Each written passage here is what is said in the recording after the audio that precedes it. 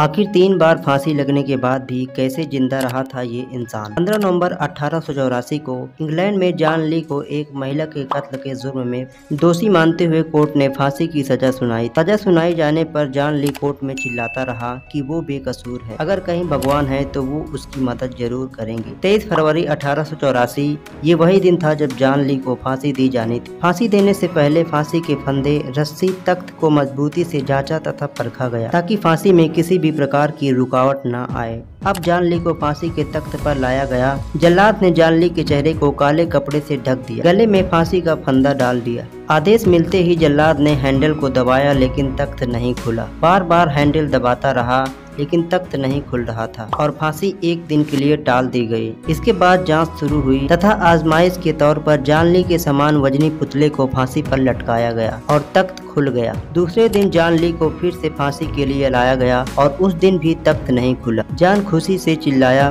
कि हे ईश्वर, आप सर्वत्र हैं, निसंदेह हैं, आप मेरे साथ हैं। फांसी एक बार फिर टल गई, पुतला फिर से लाया गया, लटकाया गया और तख्त खुल गया। तीसरी बार फिर से जॉन को फांसी के तख्त पर लाया गया। जल्लाद ने लीवर दबाया लेकिन तख्त आज भी नहीं खुला। यह देखकर जल्लाद ने भावुक होकर हमेशा के लिए वहां से चला गया। मौजूदा कर्मचारी हक्के बक्के रह गए।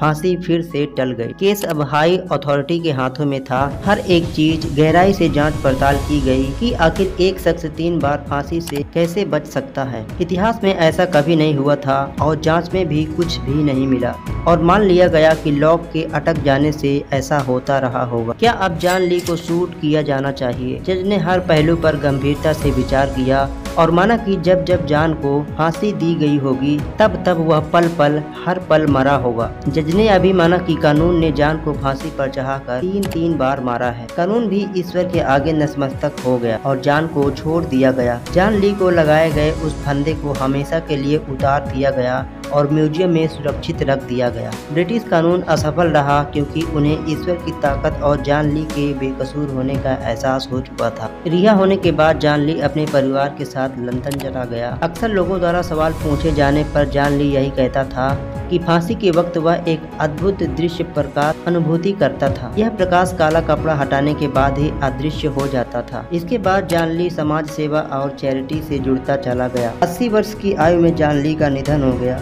जॉन ली के खिलाफ पुलिस को प्राप्त वो सारे साक्ष्य जो जॉन ली को फांसी तक ले गए थे, उसके ही दोस्त जोनाथन के षड्यंत्र का हिस्सा थे। वो भी 29 वर्ष की आयु में मर गया था। वैसे इस वीडियो की कहानी में आपको क्या लगता है? ये एक कोइंसिडेंस था या सच में कोई ऐसी शक्ति थी जो जॉन ली की मदद की थी?